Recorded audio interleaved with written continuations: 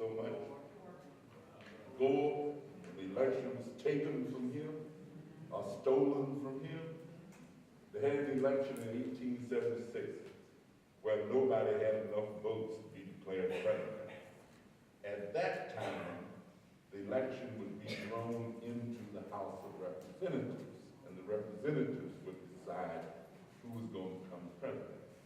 But Rutherford B. Hayes said to the Southern representatives, if you guys vote for me, make me the president, I will pull the troops out of the South and give you back your homeland. They did.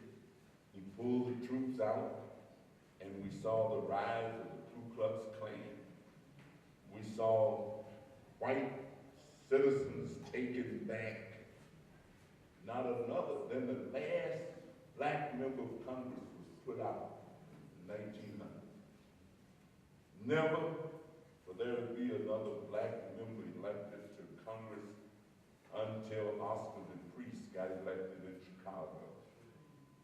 30-year period where there was no black member.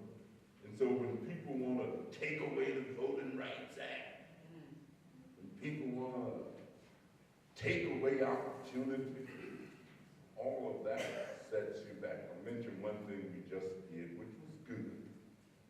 Just before we left Congress, we did vote to keep doctors from going on strike against Medicare recipients.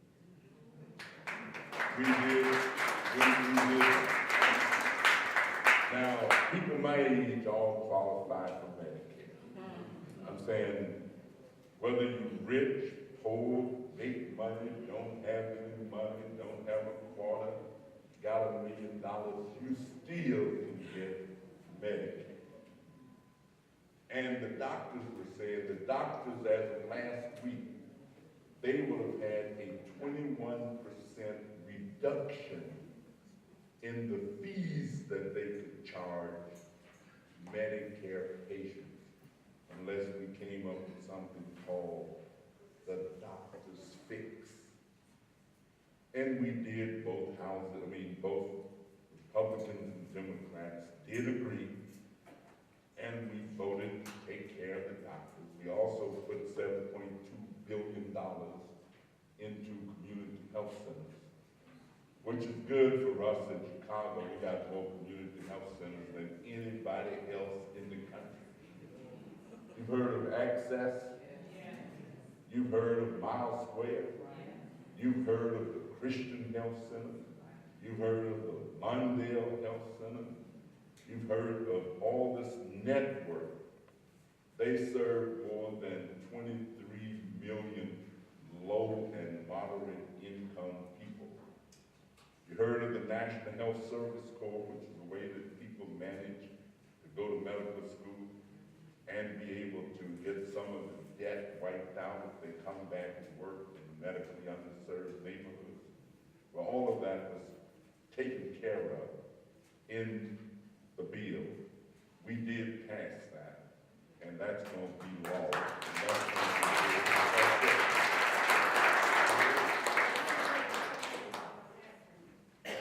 Kim Jackson, Kim A. Jackson, she sent questions and she wanted to ask you. You want to say it up? Okay. How is the Patient Protection and Affordable Care Act affecting underserved communities? Well, that's one, healthcare is one of the most desirable things that a person could have. I get my health care at the Mile Square Health Center over on Roosevelt Road. And they are sophisticated. When I get through talking to the doctor, I got a printout of everything. I don't even have to go to the pharmacy. They sophisticated. They're associated with the University of Illinois. The reason I go is because I know their history.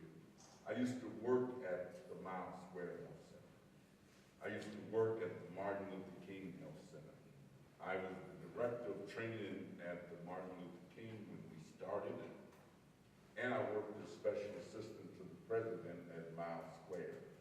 health is my personal background. I've taught public health at the University of Illinois at the School of Public Health. I've taught public health down at Jackson State University of Mississippi. I've taught health at the University of Cincinnati. Many people don't necessarily know that about my background. I also was president of the National Association of Community Health Centers. I mean, that's kind of the work that I did before I decided to run for public office. The things that we've done in healthcare, I say they're the best thing that has happened since the Indians discovered cornflakes. In Cook County, there shouldn't be a soul in our county who can't get good health care. The only people who can't get good health care in Cook County are those who don't know how, or those who won't do it. Because we have Cook County government, part of the responsibility of Cook County government has always been to provide for the medically indigent. And so the Affordable Care Act, when it was passed, really meant that the taxpayers of Cook County would not have to take their local tax money and pay for all the poor people who didn't have any care, because now they could be paid for by Medicaid. And when Pat Quinn increased Medicaid for the state, I don't know why he didn't get reelected. It's one of the most disappointing things I've ever experienced in politics. I've experienced a lot of them. But not reelected Pat Quinn, I thought it was just about the most stupid thing I've ever seen. I mean, he was a guy who expanded Medicaid so that anybody, just about, no matter if you didn't have a dime, if you didn't have a quarter, if you didn't have 50 cents, you could get health care in Cook County. I mean, you could go over to the county, sign up for their wellness care program. You ain't got to have an ink pen. They ain't gonna give you an ink pen to use. And the other thing that he did was he did more expungements than any government in the history of the United States of America. And there are more African-American males in the penitentiary in this country than any other population group, although we are a minor part. We're only about 14, 15% of the population of this country at best, but we are 51% of the prison population.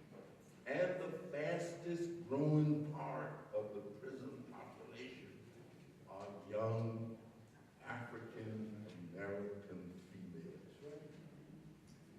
Young African-American females. So we got a lot of work cut out to do, but the healthcare question, I feel so good about it, because I'm really intricately involved in helping to write the Affordable Care Act. I was on the Ways and Means Committee when we wrote it. Charlie Rangel was the chairman. Charlie and I sort of had an inside, outside little thing that we could do. I'd raise something, and then with Charlie being the chairman, he could reinforce it, and generally what the chairman said would kind of go if you're in the majority. And so we had all kind of, we put $11 billion in there for community health centers.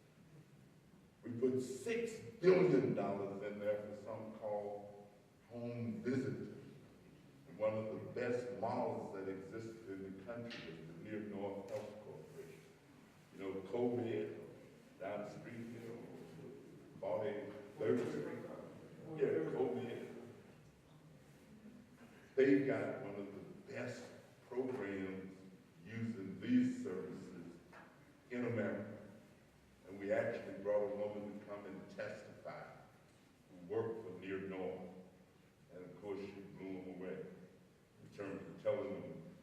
how effective their program was. So every once in a while, you get a little good thing you feel good about.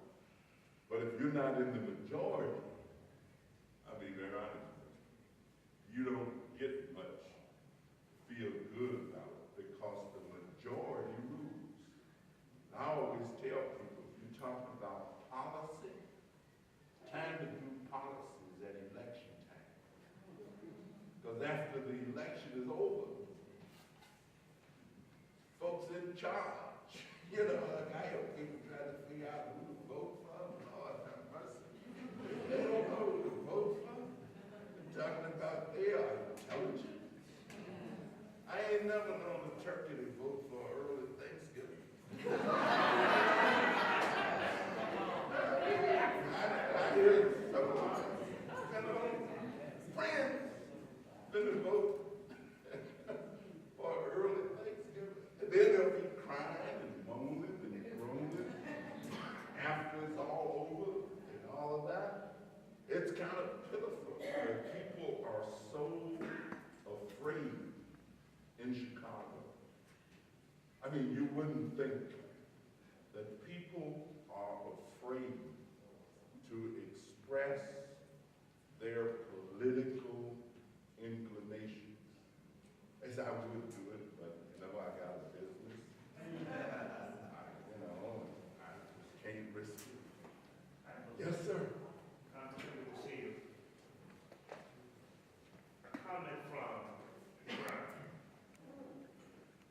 Black people, or most in general, the citizenry, and most specifically Black people, those who would vote, should vote for Pat Quinn, and all the good that he did, are not engaged ongoingly as we used to be engaged. I mean, you have Create Chicago Business listing the Chicago Urban League as a business organization, which is a retrenchment, a retraction, going from being a civil rights advocacy organization, engaged regularly.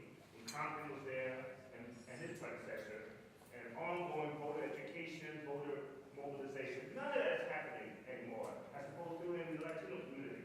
Constant voter education, constant mobilization, not waiting until the election is coming up. Two, messaging was wrong. Messaging was wrong for Governor Quinn. So you rely upon the preachers to carry your messaging when most of them are busy trying to keep the grant that they have with the DECO or some department in state government. They themselves barely have a congregation.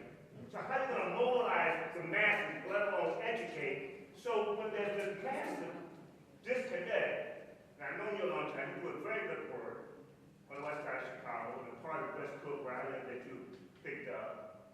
But there is no constant engagement of those who should vote, who should continue to be voting and be engaged in the electoral process, let alone the civic engagement process as a pathway to voting. It's not happening in the Black community. And my last point is to my chagrin that no elected official, unless you tell me differently, has been holding those organizations accountable. Because again, Black folks are tired of being engaged when it's time to vote for another Negro. And I tell you,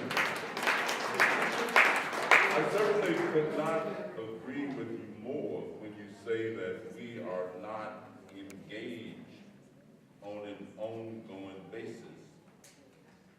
When Harold Washington got elected, we also were having political education classes. I used to run them every day. And we were doing them with Lou Palmer and George Palmer, CBUG. And people were being educated. You know, I talked to a person the other day who was asking me about doing something. And I said to her, honey, I'm only here one day a week.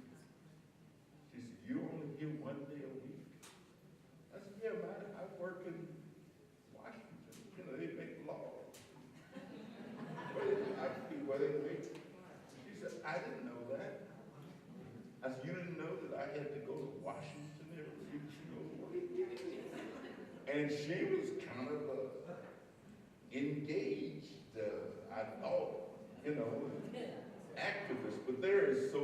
about this business that people don't know. And there's sort of an assumption. Many people treat it the way they do sex. That all you got to do is get old enough, you know what to do. And it ain't quite that way. I'm saying there are some things to learn. So you can determine, you know, when your interest is being, and it is sorrowful, quite frankly. Especially, I consider myself a Christian. I just love the black church. Grew up in it, started teaching Sunday school when I was 12 years old. My dad was the greatest praying man I ever knew in my life. My mama had the best heart of anybody I've ever encountered.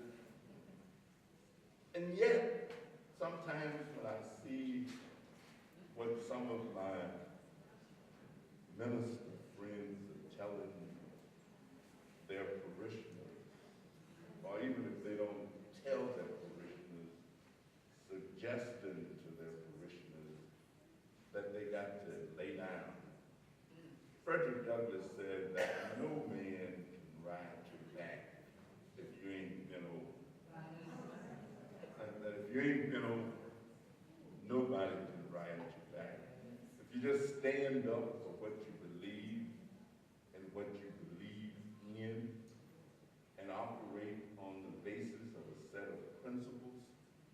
I've been in public office now for 36 years. And life for me ain't been no Christmas day. Let me tell you. I've always been going upstream. I've never been close to the Democratic Party. I've never been close to City Hall except once. That's when Harold Washington was in it. Most black elected officials did not support Harold Washington when he first started running. You wouldn't know that unless you really kind of knew a little bit about the history. Most black elected officials did not support Barack Obama when he started running for the Senate. As a matter of fact, when Barack announced that he was running for the Senate, there were two elected officials in the room. I was one, I was the MC, and the other one was a guy named Terry Link, who's a state senator from up in North Chicago and Waukegan. Blacks kind of wait to see, I'm saying they get on board after the framework. If you will notice, you have not heard, you can count on your hand the number of elected officials who said that they are supporting Chuy Garcia. Elected officials. Name me one. I know one. I know one. Danny Davis. And I also know one that just got elected.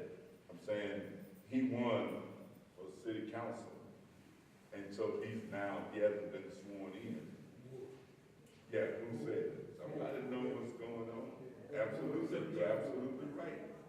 More, over in the 17th ward. He is. I know some former elected, I'm saying people who are out of office. Well, there gotta be somebody who agrees with that philosophy. I'm saying, you know, the boys on the street got a saying. They say if you're scared, play dead. Then another friend of mine said, if you're scared, you the same as dead. And so, fear, we operate in this town off of fear. We really do. I mean, the truth is the light, and the light is salvation. Know ye the truth, and the truth will set you free.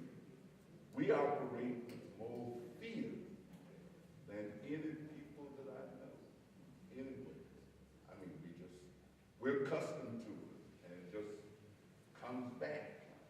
Even though there are no more boss precinct captains, no more people, but you know, Chicago grew up that way.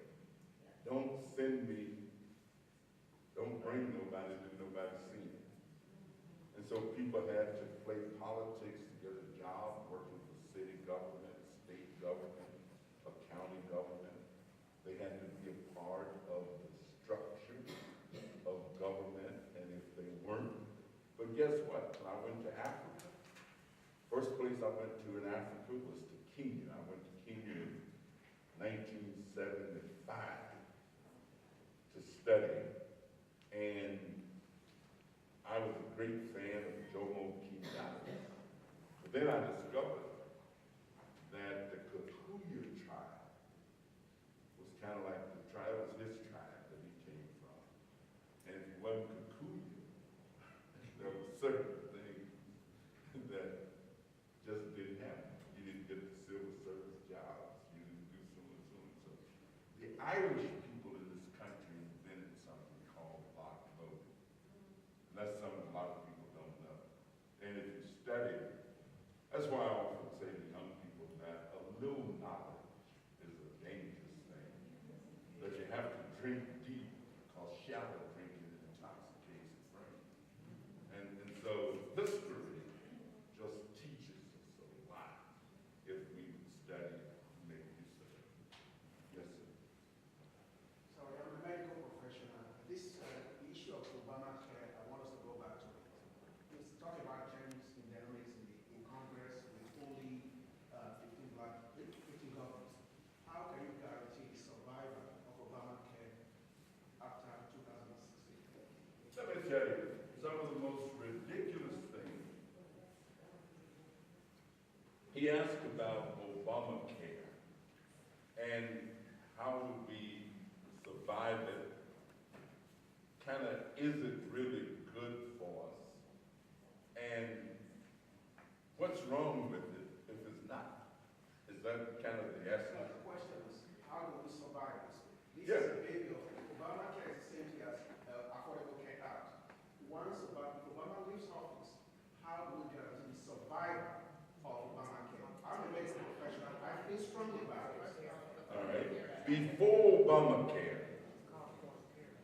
or the Affordable Care Act, there were about 46 million people in this country with no health insurance. I don't think Obamacare has gone far enough. I really believe in something that I call national health insurance, where every person is in and nobody is out, and where every person gets the basic health care without regard to their ability to pay. Now, some people would say I'm social, and I probably am. I got a whole bunch of socialistic tendencies. I do have. I make no bones about it. I'm a liberal and I'm a socialist. Because I think that that would be better than having people die prematurely. The only people that I know who don't benefit from Obamacare is the undertakers. The undertakers. And eventually, they're going to get theirs anyway. If more people are seeking and receiving health care and have a way to pay for it, how could that not benefit providers? If people are going to the doctor who never had been going to the doctor before, how would that not benefit doctors? If people need more nurses and inhalation therapists and people, how could that not benefit the medical profession? Now, if people are still running to the emergency room of hospitals when they get sick, we call that episodic care. Meaning that they don't have a regular doctor. So you go to the emergency room, you may end up with a bill for an emergency room visit of $800 or $900 just on the QT, because they had to bring you in, they had to stabilize it, they had to give you some x-rays because they didn't know what was going on. They had to do all of these things. And when you look at the charges, so it is far more costly for individuals to not have a primary care physician that they can see on a regular basis, and in all likelihood will never have to go to the emergency room. So it's hard for me to understand how, and I've had doctors who come, I've had hospital administrators, I've had people who are philosophically opposed to the Affordable Care Act. They're not opposed to people getting health care, but they are opposed to the idea that some of their resources, some of their money, some of their tax money is going to help pay for people who don't have any money. That's what they are opposed to. They don't want to give up any of their money. The reason we can never get a tax increase is because nobody ever want to see taxes raised where their money is being used to help somebody else. I don't mind that. That's why I say I'm socialist. Charge me another $25, $50 so some more folks can get some health care. That's all right. We're gonna take one more question. Okay, well, I'm sorry to use up the last question to reiterate the previous question, because I don't know whether or not the congressman actually got the question or answered the question. He said he's a healthcare professional, but my understanding is he feels strongly that we should have the Affordable Care Act, that it should continue. And so what he's saying is, since the Republicans run everything, the House, the state, right? Yes, correct, except for the presidency. How can you guarantee, or do you foresee that the Affordable Care Act will continue after 2016? In the event there is a change in president. Correct.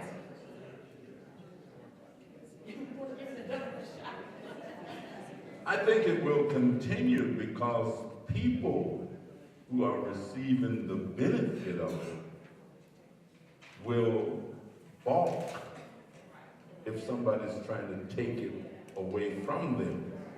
Now, the reason the president is so powerful, and there's nobody as powerful as a single entity as the president, because the president has veto power. And then you gotta have a supermajority in order to override the president's veto, although you can. Senators are also very powerful. A lot of people don't know just how powerful. Any United States senator can put something on hold. And even though I've had bills, for example, some people think the most important bill that I've ever passed is the Second Chance Act. Second Chance Act is a bill that is designed to help people who've been to prison or who have records successfully reintegrate back into society. After we had gotten it passed in the House, then we had individual members in the Senate. Senator from Oklahoma put a hold on it, basically because he just didn't believe in spending money. I'm saying that was his. I went to Barack Obama, who also was in the Senate at the time. They were supposed to have a good friendship and a good working relationship. And I say, Barack, can you get your buddy, to release his hold? He said, well, one thing about him, he's an equal opportunity guy. He don't just put a hold on your bill. So he put a hold on anything he don't like, if it costs money, because he just didn't believe the government see, there are people in government who don't believe the government should be providing all of these services and things. They believe that government should just basically be a clarifier, set some rules and some regulations, and that's what government should do. Then after we got him to release his hold, Senator Sessions from Alabama put a hold on it. And then we compromised and all that. And then Senator Kennedy decided, we went to Kennedy and said, Senator, he thought it had gotten too weak. We said, we understand you, but please don't. Don't do it. I mean, people like me just love Ted Kennedy. I mean, as far as people like me are concerned, Ted Kennedy is like apple pie, mother, brother. I mean, Ted Kennedy was so great in terms of taking positions that was designed to assist poor people, low-income people, disadvantaged people, disavowed people. As a matter of fact, everybody kind of joked. They had a big celebration for him the other day in Boston, and Hillary Clinton wasn't there. And one of the news people said, you know why Hillary wasn't there? Because when Kennedy said he was for Barack, that was, that kind of sealed the deal in terms of the Democratic primary. But senators have a lot of power. I mean, they just, I got a hold. That's why they can hold up presidential appointments and nominations. Loretta Lynch. Loretta Lynch, as an example, they hold that long as they want to. And the president didn't have to wait until maybe they're out of session, and sometimes they try to slip somebody in because they are out of session. And he just slip them in while they ain't there. But then they'd probably come back and try to overturn that. Well, let me thank you all. It's really been great. I've enjoyed it tremendously. We want to thank you. We want to thank you because you can be doing other things on your spring break. And I always learn so much whenever you come to speak, whenever I hear you speak, the history of everything. So I really appreciate you coming to this today. Thank you all.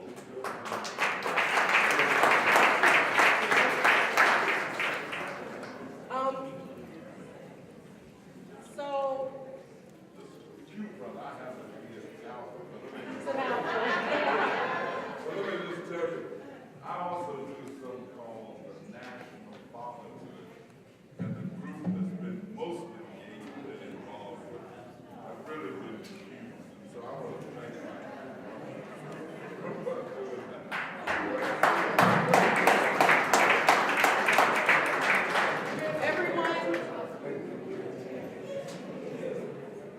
I don't think that we're going to get any more candidates to drop in, but I wanted to let you know that we did invite Kevin Bailey, who is also running for 20th Ward Alderman.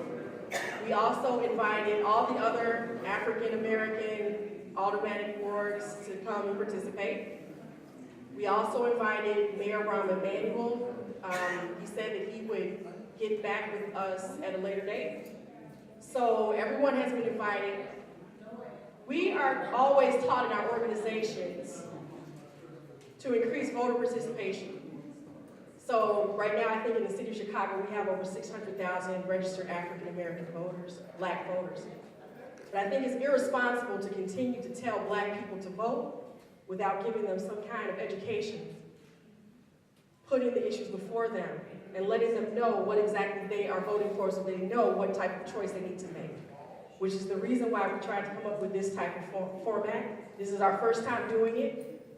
We had some heavy hitters today, so I'm very happy that it did come off that well. However, we would have preferred that all the candidates come. It is the weekend before, I understand that, but we think we're an important enough organization that we deserve for all candidates to come before us and let us know how our situation and circumstances as Black people will, how do I say it, improve. We're all educated. Most of us have good jobs. Some of us are on the job search. But when we look at our streets and our neighborhoods and our predominantly African-American wards and Black wards, that does not reflect what we are right now. And I have a problem with that. And when I vote, I want to vote for people who I know are going to do something to help change that. So that's what we try to do. We try to give people an opportunity to come before us and give us education, okay? We hope that you will take that into consideration. We hope that everyone will come out and vote on April 7th. I've been receiving reports of people who are doing early voting that if you do touch screen voting, you really need to pay attention to the actual slip of paper afterwards so that you know that you voted for the person that you actually voted for, okay? I'm going to turn this over right now to President Joel Head of the National Pan-Hellenic Council of Chicago.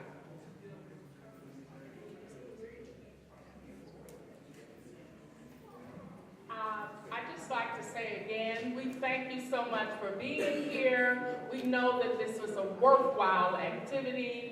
And again, we invite you to come to this AKARAMA Foundation Community Service Center again and again and again. Thank you so much to the committee and to the Pan-Hellenic Council.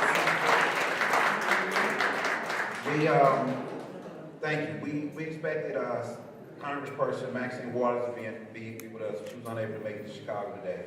But I'd like to thank everyone for coming out, especially Congressman Danny K, the AKARAMA Foundation for allowing us to use their facility, and all the candidates that came out to share with us.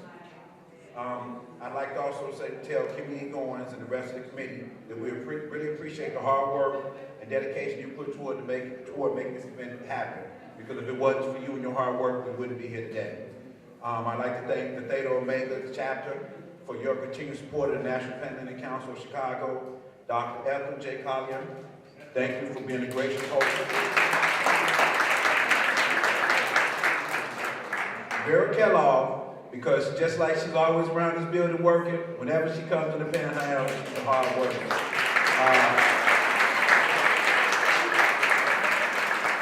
Deborah Underwood has always been a member of the council. She comes in, she helps us with our bylaw issues. She's a member of Theta Omega. And I'd like to give a special thank you to Edie Bolton Howard, who heard my message and introduced me to Kimberly Goins. Without Edie, we wouldn't be here. Without Eddie, we wouldn't be here. We want to thank you, Eddie. You're a great delegate, and we appreciate you coming out and supporting the council. And without you, we wouldn't be here. I'd like to also thank Deacon Lucky. Don't make me say OCFO. And come on, what's the name of the group? What they said. So I won't try to touch on that because I don't want to murder the name. But I thank y'all for supporting us and coming out. And it's been my hope that this will be the first of many meetings designed to address not just the local issues, but some national issues. Because the same issues that we face here in Chicago and surrounding suburbs are the same issues that we face in our communities nationally. We need to develop an agenda that we can present to whichever candidate wins with their respective runoff elections. I look forward to you coming out and helping us develop a strategy and policies to affect change in our communities. Thank you for coming out. Have a safe trip home. Enjoy the Easter holiday. Let's stay engaged, and let's not treat our public policy like sex anymore.